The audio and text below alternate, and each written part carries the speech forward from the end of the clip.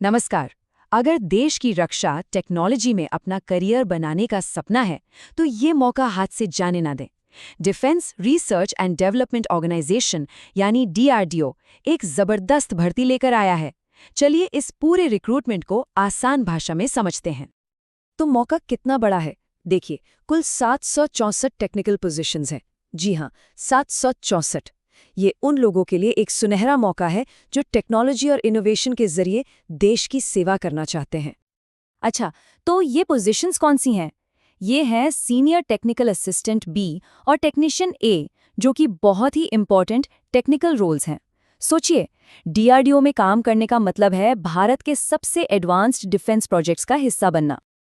तो इस पूरी भर्ती प्रक्रिया को समझने के लिए हम कुछ जरूरी बातों पर गौर करेंगे, जैसे कि ये मौका असल में है क्या, कौन कौन सी पोजीशंस हैं, क्या क्वालिफिकेशंस चाहिए, इंपॉर्टेंट डेट्स कौन सी हैं, सिलेक्शन कैसे होगा और हाँ, सबसे जरूरी, अप्लाई कैसे करना है। चलिए एक एक करके इन सब को जानते हैं। तो चलिए सबसे पहले ये समझते हैं कि ये डीआरडीओ की नई भर्ती असल में है क्या। डीआरडीओ ने ये भर्ती अपने सीईपी टीम 11 ड्राइव के तहत निकाली है।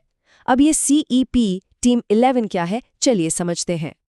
देखिए, CPATAM11 बस डीआरडीओ के ऑफिशियल रिक्रूटमेंट नोटिस का एक कोड नेम है और इसी नोटिस के तहत सीनियर टेक्निकल असिस्टेंट बी और टेक्नीशियन ए के पदों पर सीधी भर्ती की जाएगी। अच्छा, अब बात करते हैं वैकेंसीज की। ये जो 764 पद हैं, ये किन दो मेन रोल्स में बटे हुए हैं और किस रोल में कितने मौके हैं, चलिए ये देखते हैं। यहाँ पर ब्रेकडाउन बिल्कुल साफ है। सीनियर टेक्नीशियन असिस्टेंट बी के लिए 561 पद हैं, मतलब इस भर्ती का सबसे बड़ा हिस्सा, और टेक्नीशियन ए के लिए भी 203 बहुत ही जरूरी पद खाली हैं। अब आते हैं सबसे जरूरी सवाल पर कि क्या इन पदों के लिए अप्लाई किया जा सकता है। चलिए उम्र और पढ़ाई लिखाई से जुड़ी शर्तों को ठीक से समझ लेते हैं। तो सबसे पहले उम्र की बात करते हैं। मिनिमम एज है 18 साल और मैक्सिमम 28 साल। हाँ, ये जरूर है कि सरकारी नियमों के हिसाब से कुछ कैटेगरीज को उम्र में छूट भी मिलेगी। अगर senior technician assistant B post के लिए अप्लाई करने की सोच रहे हैं तो इसके लिए दो ऑप्शन हैं, या तो रेलेवेंट ट्रेड में बीएससी की डिग्री हो या फिर उसी ट्रेड में इंजीनियरिंग में डिप्लोमा।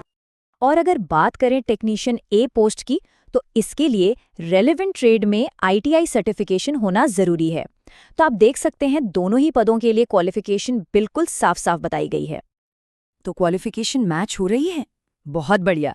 तो फिर अब उन तारीखों को नोट कर लीजिए जिन्हें बिल्कुल भी नहीं भूलना है, क्योंकि टाइम लिमिटेड है। इस पर खास ध्यान दीजिएगा। ऑनलाइन एप्लीकेशन 9 दिसंबर 2025 से शुरू होंगी और 8 जनवरी 2026 को बंद हो जाएंगी। एग्जाम की तारीख बाद में आएगी, लेकिन अप्लाई करने के लिए आखिरी दिन का इंतजार तो बिल्कुल मत कीजिएगा। ठीक है, मान लेते हैं कि अप्लाई कर दिया, तो अगला सवाल यह है कि सिलेक्शन होगा कैसे। ये प्रोसेस कई स्टेप्स में पूरा होगा। चलिए देखते हैं कि वो स्टेप्स क्या हैं। तो सिलेक्शन प्रोसेस के 4 मेन स्टेप्स हैं। सबसे पहले एक रिटन एग्जाम होगा। जो लोग इसे क्लियर करेंगे उनका होगा ट्रेड टेस्ट या स्किल टेस्ट। इसके बाद होगा डॉक्यूमेंट वेरिफिकेशन और आखिर में एक मेडिकल एग्जामिनेशन। याद रखिए, हर स्टेप को पार करना जरूरी है। और अब हम आ गए हैं बिल्कुल आखिरी और सबसे जरूरी हिस्से पर, अप्लाई कैसे करना है। यहाँ कुछ बातें हैं जिनका खास ध्यान रखना होगा। अब सवाल आता है एप्लीकेशन फीस का। तो देखिए, डीआरडीओ ने अभी तक ये नहीं बताया है कि फीस कितनी होगी। जैसे ही ये जानकारी आएगी ऑफिशियल वेबसाइट पर अपडेट कर दी जाएगी, तो वेबसाइट पर नजर बनाए रखना जरूरी है। तो अप्लाई करने का तरीका पूरी तरह से ऑनलाइन है, कहीं और जाने की जरूरत नहीं है। बस डीआरडीओ की ऑफिशियल वेबसाइट पर जाना है।